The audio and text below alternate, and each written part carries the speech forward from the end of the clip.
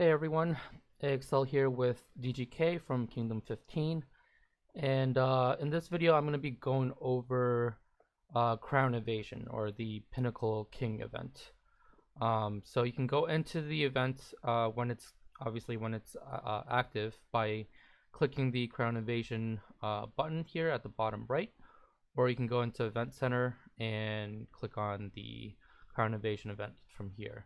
So for the Pinnacle of Kings event, there's two main phases. So if we go to leaderboards, and you can see here the two main phases are the preparation stage and the battle stage. So for the preparation stage, which lasts for a week, Monday through Friday more specifically, there are different things you can do during each day to earn points for your kingdom. And then the winner of the preparation stage not only gets to keep their kingdom, or guarantee that they keep their kingdom, but they get to attack the other kingdom and potentially take the other kingdom. Right now it is somewhat broken in the fact that there are no benefits to taking another kingdom. We should be getting additional royal packages. There's usually a total of 38 packages, 2 conquer packs, 6 defender packs, and 30 support packs. So in the past, before the most recent update to this event, we used to get pretty much double that amount. We get the packs from the other kingdoms. So effectively we would get a total of 76 packs instead of only 38. So that's kind of broken right now, and we're not getting those extra packs. Also, we should be getting tax from the other kingdom as well if we win, which means that a percentage of the resources that they gather goes to our kingdom and gets distributed amongst everyone equally. So I'm going to go through each of the sort of days through the preparation stage. And the general idea is that you keep certain resources throughout the 2 weeks, and you save them for the preparation stage. That way you can score more points during this stage. So things like steel for your equipment upgrades, things like crystals for your gem upgrades, and also speed ups for construction and for training. Well, actually not for training, sorry, for research. So I'll go through each of the days. So on the first day, the ways you can earn points are through using construction speed ups. So every minute of construction speed up earns you 3 points. There are points given for training troops. So every 10 power of troops you train earns 1 point. And basically what that means is each troop has a certain amount of power depending on what tier of troops they are. So a tier 1 troop has exactly 10 power. So effectively, if you train a tier 1 troop, it'll get you 1 point. And then as you go on to the higher tiers, you get more points because they have more power. And so I think a tier 10 troop has 89 power. And so, sorry, I forget if it was 89 or 99. I think it might be 99 power. So effectively you would get 9 points for that because you're short 1 power for that 100 points or 100 power. So if you're training a tier 10 troop, you would get 9 points. However, if you're upgrading, you get the difference in points because there's you're not upgrading, or you're not training it from scratch, you're upgrading. So for example, let's say you have a tier 1 troop which is 10 power, and you upgrade that tier 1 troop to a tier 10 troop which is 99 power. effectively you would be earning 89 power, which would get you 8 points. So basically, or you can look at it from the point side. You get 1 point for a tier 1 troop, and you get 9 points for a tier 10 troop. If you're upgrading from tier 1 to tier 10, then you would get the difference of that, which is 9 minus 1, which is 8 points. So yeah, the best way to earn points during day 1 is to train troops. And it doesn't matter what speed ups you use. You don't have to use train troop speed ups. You can use your general speed ups as long as you actually train the troop, and that's what actually gets you the points. As opposed to the construction, it doesn't matter if you finish the construction. It matters how many minutes of construction speed ups you use. So the best way to earn points for day 1 is to train troops. Second best way is to use construction speed ups. So there are other ways, like defeating enemies and defeating undead army camps, but those are kind of negligible in terms of points. Even though it seems really high, it takes a long time to do that. So the best ways again are by training troops or by using construction speed ups. So for day 2,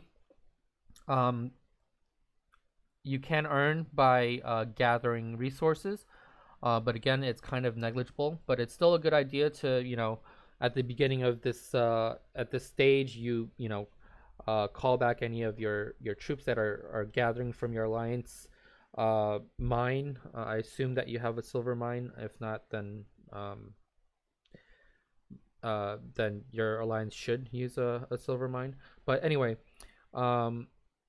so you should call your troops back, and then your alliance should probably dismantle and create a new silver mine. And then you want to also pull back your troops and get those points before the end of day 2 to get those points from gathering. All right, the best ways, the best way I should say to earn points on day 2 is by increasing equipment power. And the way to do this is to upgrade your equipment using steel. So right now this is broken. For some reason, not everyone, actually most people are not getting points for upgrading their equipment. I think they were trying to fix the glitch or something before, and they probably broke it. So at this point, we are actually not getting any points for upgrading equipment. So I would say that you would definitely want to try one upgrade first and see if you're getting points for it. And if you're not, then don't do it anymore, and try and save it until they fix it. One other thing I want to mention about this is that because of how it worked in the beginning, when we first started doing Pinnacle of Kings events, there was some sort of glitch with swapping your equipment set. And let me just show you what I'm talking about instead of just talking about it. So here where it says battle equipment, you have the option here to switch to an empty set. And then by doing that and going back to your actual equipped battle equipment set, you're able to trigger something where you get points for it. That no longer works like that. So there's really no reason for you to dismantle your equipment for the purposes of getting points. It does not get you points if you dismantle. They have a record of what your highest equipment power is, and there's a snapshot of it. So basically, if you want to look at your equipment power, you go to your profile, you go to this little eye next to where your main power is, and then you can scroll down and to the power section, and you can see here your equipment power. So this is currently my max equipment power, and if I were to dismantle my equipment, and let's say I upgrade it in a different way and it results in a lower equipment power, then I won't get any points until I exceed this number, because they have a record of what this number is. So there's really no reason for you to dismantle your equipment unless you are going to be making a profit. And what I mean by that is, so when you upgrade your forge, and I can't show you because this is max, but when you upgrade your forge, the benefit of upgrading your forge is the decrease in the amount of steel you use per upgrade and for actually forging your equipment. So let's say, the percentage of steel used is dropped. It means that if you dismantle all of your equipment, and you're using less steel to make your equipment and upgrade it back to what the level it was previously, you'll basically make a profit on steel. So, and it's pretty significant. The other reason you would dismantle is really for the same reason, but there is a title, a kingdom title that gives you a discount on steel use as well. And you can see that if you go to Great Hall, go to the Citadel, and click on it, and then click on titles. So this one right here, Royal Artisan, you can see here that steel consumption minus 5%. So effectively, you will use 5% less steel to either make or upgrade your equipment. And the last time when I did this, I made roughly, I want to say like 5 million steel back, and I could use that steel then during the preparation phase on days 2 and 5, I believe are the days. So on day 2, increase equipment power, and on day 5, again increase equipment power. So I can use that steel on those days to upgrade my equipment to get points. So that's the only time you want to dismantle. You don't want to dismantle your equipment at any other point. Okay, so on to day 3, gems. So for this day, the best way to get points is to increase your gemstone power by 3 to get 1 point. So, and what that really means is to either upgrade the level of your gem, so the R level, or to actually upgrade the level of the gem. So like this 30 here or this 40. So clicking the upgrade button and actually upgrading the gem will also increase the power. So again, you'd want to save your crystals, the stuff up here, until the 3rd day or the 5th day of prep phase to actually make those upgrades, to get those points. And there is never ever a reason to dismantle your gems, not with the new system at least. Even in the old system, there really, I guess the only reason you would dismantle a gem is when you're increasing it to a new level. But with the new system, you actually use up the old gem to create the new gem, and it keeps it at your current level. So let's say if I were to upgrade this R4 to a R5, as you can see, it's going to use up this R4 crystal at level 40, and you keep that level. So when it upgrades to R5, it would be R5 at level 40.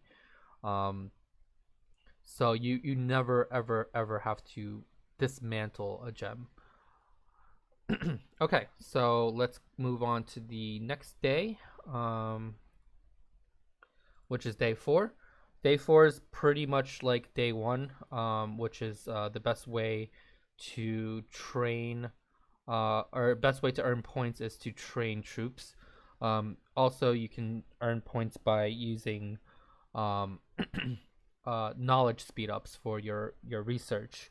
I think that also was for day 2. Yes. For day 2, same thing. When you're doing equipment upgrades, the second best way is to use research speed ups. So there's 2 for pretty much everything. So yeah, that's why I'm saying the best thing to do to prepare for this stage is to save up for those 2 weeks. Save up your steel, save up your crystals, save up your research speed ups, and save up your construction speed ups. Also save up general speed ups for training troops. That also helps as well. And obviously also troop speed ups help as well. That way you can train more troops and get more points. So the last day is just a combination of some of the previous days. You can get points by either upgrading your equipment or your gems. Again, it's good to test out one upgrade first, whether you're doing equipment or gems, just to see if it works. Because obviously they've been known to break things, and things don't work properly. So you want to test that out to make sure that you're not upgrading it and getting 0 points for your upgrades.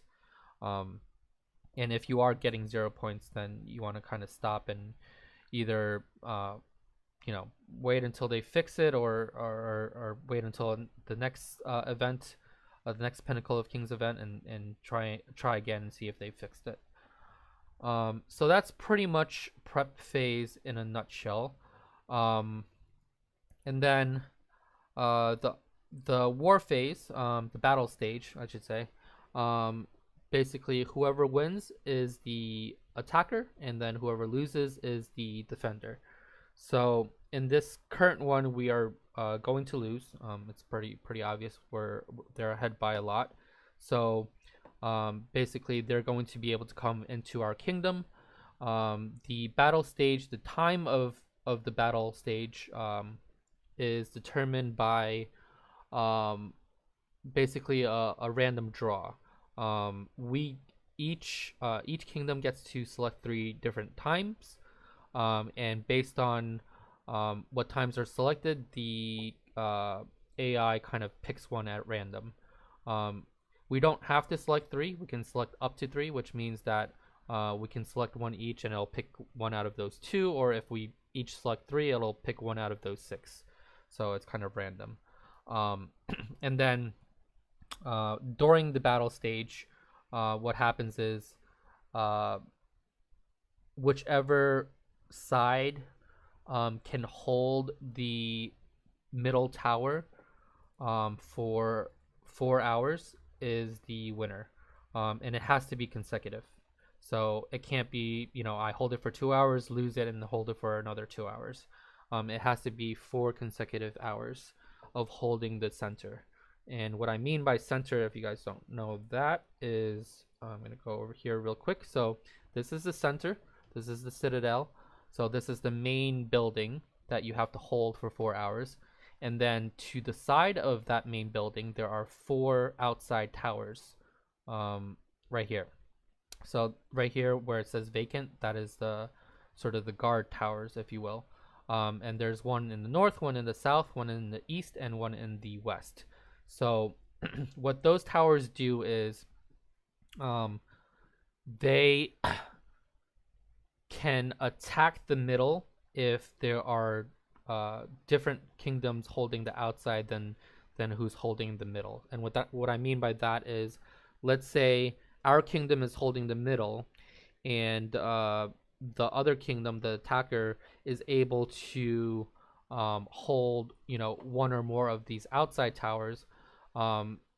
Every I think, I forget if it was 3 minutes or 5 minutes, but every couple of minutes it attacks the middle, up to 10% of your troops. So what that means is effectively every so often you can lose up to 10% of your troops in the middle.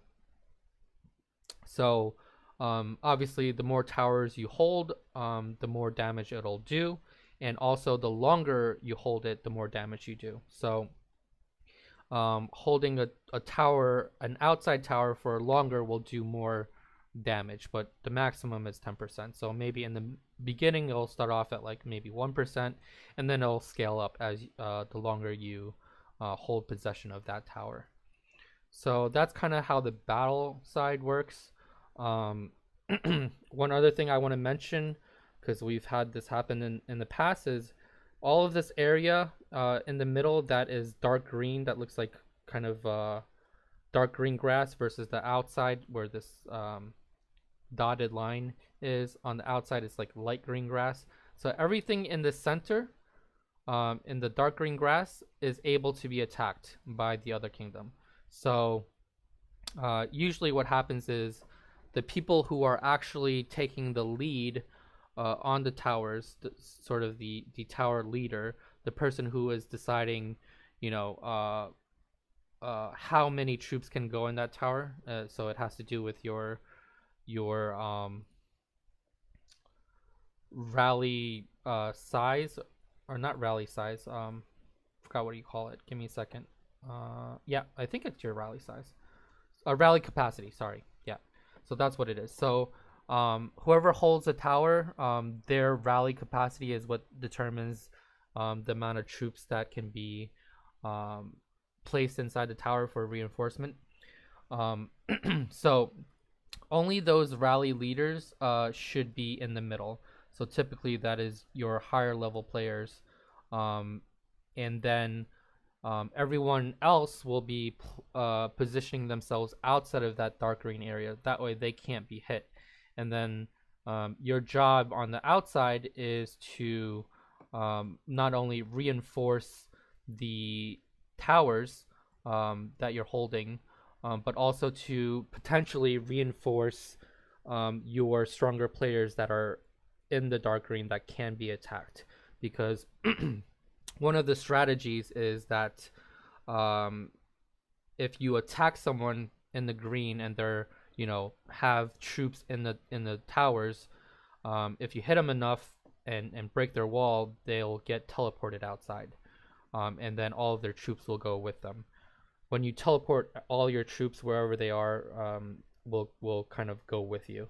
So that's one of the strategies that people use. So it is important for people outside not only to reinforce the towers in the middle, but also your players that are leading those garrisons that are in the middle. So that's pretty much battle phase in a nutshell. I hope I've explained everything clearly. But obviously, if you have any questions, you can either type it in the comments of this video, or you can ask on the Discord, and just at me or something, or at one of the other leaders, and we'll try and explain it. But that's pretty much it. Thanks for listening, and hopefully this helped. And I'll be making other videos, like for example, I'll talk more about sort of equipment and dismantling, and I'll go over that and gemstones in more detail in future videos. But this one specifically was just for the Crown Invasion or the Pinnacle of Kings event. All right, until next time. Thanks, guys.